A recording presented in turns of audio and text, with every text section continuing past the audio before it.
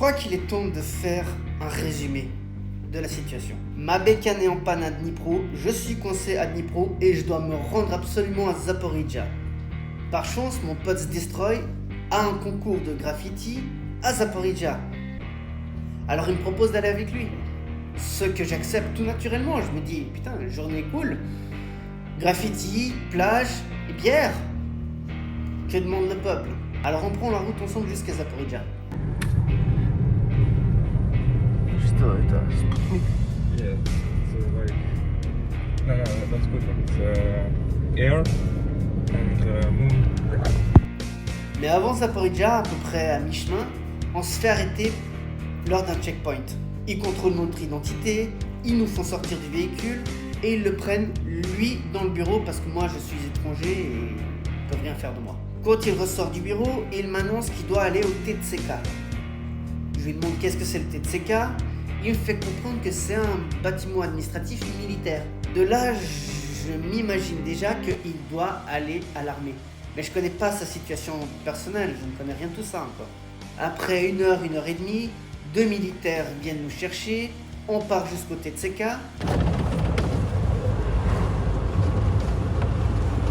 Et pour l'instant, tout est cordial, tout est normal. Une fois au TTSK, on me fait comprendre que je dois l'attendre dehors, c'est normal, rien d'anormal à tout ça. Il doit sûrement gérer ses affaires administratives militaires avec l'équipe administrative militaire. Je me dis, c'est l'Ukraine, c'est le bordel, la journée elle est foutue. Lui, qu'est-ce qu'il en va en devenir? J'en sais rien, on va voir. On nous amène à l'hôpital. À l'hôpital, je pense qu'ils lui font un check-up de santé pour le recrutement. Parce que là, je me dis tout de suite, c'est le recrutement. On nous ramène au TTSK. Et là, je m'embrouille avec un type parce que j'ai essayé de filmer un MiG qui passait au-dessus de ma tête. Et c'est pas tous les jours qu'on voit un MiG passer au-dessus de sa tête en Ukraine. Je viens d'entendre passer un avion, sauf que c'est un missile, mais je pense pas. Non, c'est un avion, c'est un avion. Oh yes! Et je me suis raté en essayant de faire la vidéo, donc j'ai pas de vidéo. Et il m'embrouille parce qu'on n'a pas le droit de filmer des objectifs militaires. C'est vrai, il a raison. Mais bon, un ciel bleu, avec un avion qui passe, va géolocaliser cette merde. Un des gars qui travaille là-bas, qui parle plus ou moins anglais, vient vers moi, on s'explique, je lui explique, je lui montre, voilà, non, je me suis raté, j'ai voulu faire, oui, mais je me suis raté, c'est pas tous les jours que je vois un putain d'avion sur la tête, là, en Ukraine, ou bien. De là, on discute, on rigole, blabla, tout le monde est sympa, tout le monde il est gentil. Et vient un fourgon pour emmener mon pote. De là, on m'explique que mon pote apparemment serait exempté d'armée parce que sa maman est malade et il doit s'occuper de sa maman. Alors tout va bien se passer, mais par contre il faut finir tout ce qui est administratif militaire. C'est l'Ukraine, de toute façon c'est la merde. Alors il l'embarque dans le fourgon, il me passe les clés et il me dit s'il te plaît ne me perds pas. Et juste auparavant, un des gaillards m'avait donné la position GPS sur Google Maps où est-ce qu'il allait aller au cas où j'allais les perdre. Les mecs ils partent en trombe avec le fourgon. Moi je vois ça, je me dis putain grouille-toi, je saute dans le véhicule qui est quand même à 200 mètres à l'opposé. Et en 15 minutes à peu près je les rattrape sur la voie rapide parce que ils dosaient les mecs. Bon le mec il dose, moi je suis derrière, je les ai rattrapés, pas de soucis, j'écris à mon pote, t'inquiète je suis derrière, je te suis. Tout se passe bien, je fais des petites vidéos, on voit la ville, il y a des zones de la ville enfumées parce que il y a sûrement eu une roquette qui est tombée ou un drone.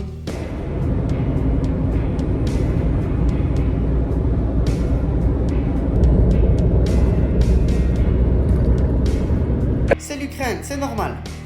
Et puis je commence à trouver bizarre parce que on s'éloigne de la direction du point GPS qui m'avait été donné auparavant.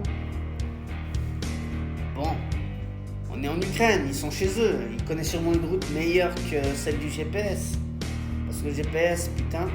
Là on arrive dans une monstre zone militarisée. Vraiment la zone militarisée. Je me dis ça y est, on est arrivé, on va arriver devant un bâtiment. Sûrement une caserne ou un truc dans ce genre-là. Et puis je vais attendre qu'ils finissent pour pouvoir le récupérer. On traverse toute la zone militaire. Et puis elle est pas petite. Je me dis mais putain c'est bizarre. On arrive à un checkpoint pour sortir de la zone militaire. Le soldat qui est au checkpoint me fait perdre du temps, il me fait perdre de vue le fourgon. Une fois qu'il me libère, je trace à fond et je les retrouve pas. Heureusement, mon pote avait eu la malice de m'envoyer sa position en direct et GPS sur Telegram. Mais là-bas, il y a du brouillage GPS et je suis habitué à ça. Et je regarde la position GPS de mon pote et je regarde où je suis et je me dis non. Même avec le brouillage GPS, étant donné l'expérience que j'ai là-bas, je me dis non, ça c'est pas normal. Alors je reviens en arrière. Et puis le GPS m'indique une petite ruelle de merde, un truc planqué. Alors je dis bon, je vais voir. Je pars dans cette ruelle de merde et je retrouve le fourgon. Dans un truc mais où il n'y a personne. Il y a des buissons à perte de vue, à hauteur d'homme et encore plus grand. Et rien d'autre, quasiment rien d'autre. Je me gare à côté du fourgon, enfin juste un peu plus loin du fourgon. Je sors du fourgon, voir bon, ok, qu'est-ce qui se passe? Où est-ce qu'on en est? Il y a un bâtiment administratif militaire caché ici, je sais pas, c'est la guerre. J'avance vers le fourgon et là je vois qu'ils sont en train de se battre. J'ai pas compris tout de suite l'action. Alors j'ai couru vers le fourgon, j'attrape le chauffeur du fourgon par le bras. J'essaie de rentrer à l'intérieur pour voir qu'est-ce qu'il en est de mon pote. Je vois qu'ils sont en train de me taper dessus et de l'agripper pour qu'il reste. Lui, il essaie de sortir, il crie mon nom. Le chauffeur part en marche arrière. Moi, je fonce au véhicule et là, je ne les lâche plus. C'est fini, je ne les lâche plus. C'est le gros bordel. Si quelque chose m'arrive, les plaques c'est 7768 B en cyrillique. B comme bravo, hein. 4. Je comprends pas qu'est-ce qui se passe. On était dans une zone vraiment où il n'y avait personne. Qu'est-ce qu'ils vont faire? Ils ont voulu le tuer, ils ont voulu le balancer dans les buissons pour que personne ne le retrouve à côté de la petite rivière. Je ne comprends pas bien ce qui se passe, mais c'est sûr, c'est pas normal. De là, j'engage une course-poursuite contre eux. Il essaye de me semer par la vitesse, même au checkpoint par lequel on est passé avant, mais là, je ne me suis pas laissé arrêter par les soldats, j'ai traversé. On traverse de nouveau toute la zone militaire et ils me font tourner en rang comme un bourrique parce qu'ils n'ont pas réussi à m'échapper par la vitesse. Alors ils essayent de m'échapper par le temps en essayant de voir si je tombais en panne d'essence, j'imagine. En attendant, les vitres elles sont teintées, on voit rien à l'intérieur. Qu'est-ce qu'il advient de mon pote? Qu'est-ce qu'ils lui ont fait? Pourquoi cette situation est arrivée là? Je reçois un téléphone sur Telegram, c'est la compagne de mon ami qui me dit qu'elle a retrouvé son téléphone à l'endroit où je l'avais retrouvé lui auparavant. Ça veut dire que les mecs ils ont jeté son téléphone parce qu'ils ont compris que je le suivais via son téléphone. The fourgon is inside the fourgon, the van. Là je m'imagine forcément les pires trucs. Alors j'appelle la police pour qu'ils essayent de m'aider, pour qu'ils l'arrêtent, pour voir si, ok, on va voir si mon pote il va bien, s'il est toujours en vie, s'il n'est pas amoché, qu'est-ce qu'il en est devenu de lui. Moi je les lâche pas, je suis en contact avec la police, j'essaie de leur expliquer la situation, ils me disent oui mais c'est un véhicule militaire, ils prennent les gens pour aller à l'armée. De là je comprends que les mecs ils vont pas vouloir m'aider.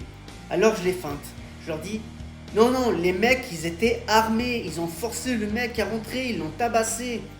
De là, ils m'envoient une patrouille. Mais entre le temps que j'essaye d'appeler, les blocages GPS, les blocages de réseau, les villes qui sont grandes, ils ont mis à peu près 1h30 pour me retrouver.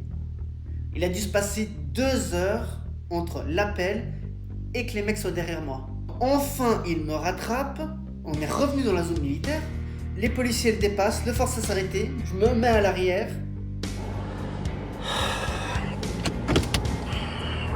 J'ai réussi à les faire arrêter par la police. Je vais voir ce qu'il en est. Je sors du véhicule, je fonce, je passe ma tête à travers la vitre du conducteur du fourgon et là je vois que mon pote va bien. Le soulagement. Après sa femme est aussi arrivée, ce qui a pu délier les langues et faire en sorte qu'ils se comprennent parce que moi je ne parle pas russe ni ukrainien mais j'ai quelques bases mais insuffisantes. Et on nous explique qu'il va passer 3 jours à l'armée, quoi qu'il en soit, sans téléphone, sans nouvelles, sans rien. Par contre, maintenant, on sait où il est, on sait où lui amener des affaires, et il n'est pas perdu dans le bordel administratif ukrainien. Je suis resté en contact avec sa femme pour savoir si elle avait des nouvelles. Elle m'a dit qu'elle a eu un semblant de nouvelles parce qu'elle lui avait caché un petit téléphone qui s'est fait prendre, mais qu'il allait bien. Et ce n'est que Faut que je regarde sur le téléphone. Et c'est que 14 jours plus tard qu'il a pu m'envoyer un message. Il m'a pas pu m'envoyer grand chose. Je lui ai renvoyé un message en lui demandant comment il va. Qu'est-ce qui s'est passé exactement? Est-ce qu'il est toujours à l'armée? Et que c'était complètement fou. Alors, ce qui s'est passé n'était absolument pas légal. Recruter les gens de force, oui, c'est la loi martiale. Il faut défendre son pays, c'est normal. Faut pas juste profiter des fruits quand tout va bien. Mais la manière dont ça s'est déroulé, c'était absolument pas normal.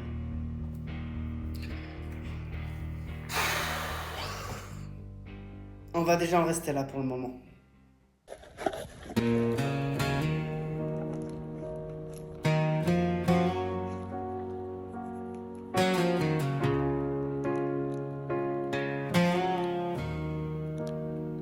I bite my tongue, hold back the storm, while you rage like thunder.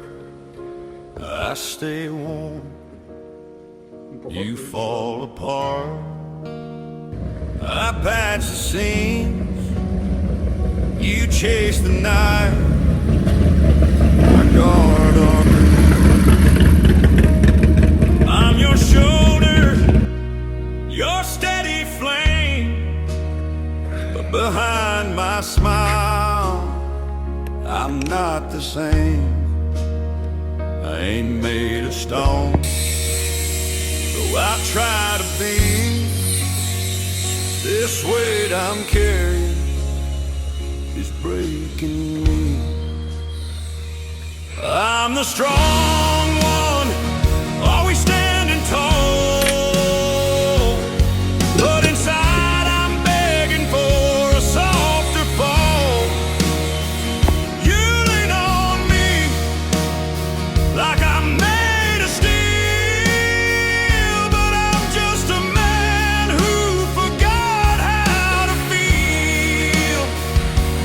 Trying to hold us through heartache and me. One more crack, and I just might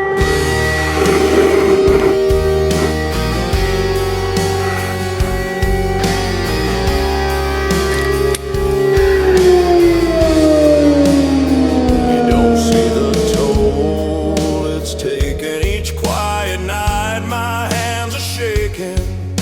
Your tears don't fall alone no more. Mine hit the ground behind closed doors. You say I'm lucky, I don't show pain, but I've been drowning in this silent rain. Don't ask me how much I can take. I've been counting cracks in my own heartache. I'm the strong one, always standing tall, but inside I'm begging for a softer fall.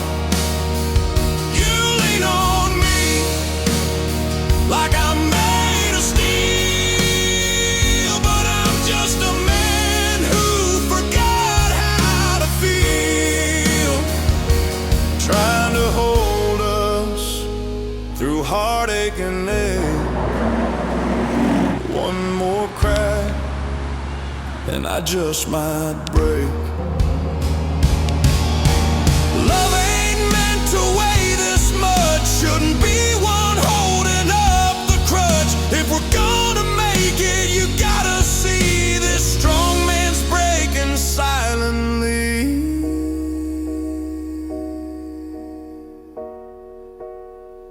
I miss the days when we both stood proud. Now I'm the voice in the quiet crowd, wishing you'd see just how I've been, trying to carry both hearts to the end. I ain't asking for you to save me whole, just hold me like I'm more than a role. I ain't bulletproof, I bleed inside. This smile's a mask I've worn with with pride. I'm the strong one, but I'm worn out thin, fading like whiskey left in the wind. You lean on me, but can you feel the cost of love when it's all too real? Trying to hold us through heartache and ache. One more crack and I just might break. So if I fall, don't turn away. Be the strength I need today. 'Cause even strong men in silence shake, and I've been strong until I break.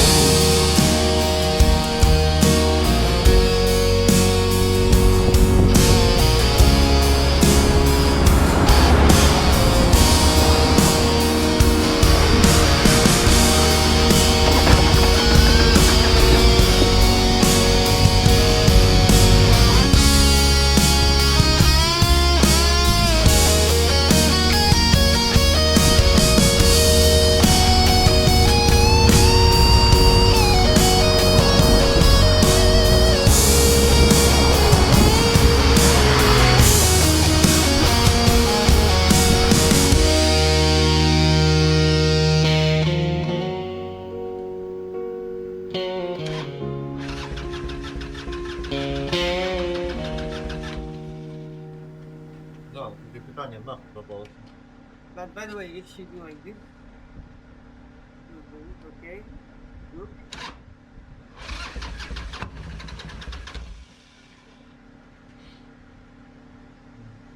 Нет, не пиздец, все нормально.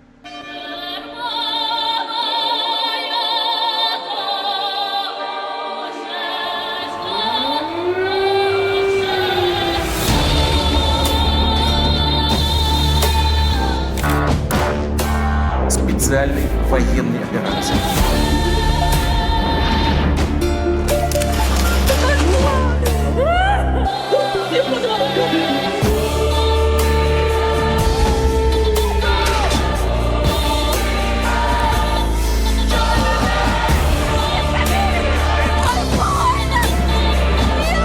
Сотрудничество в рамках союзного государства. Ми не пробачимо. Ми не забудемо. Ми не забудемо.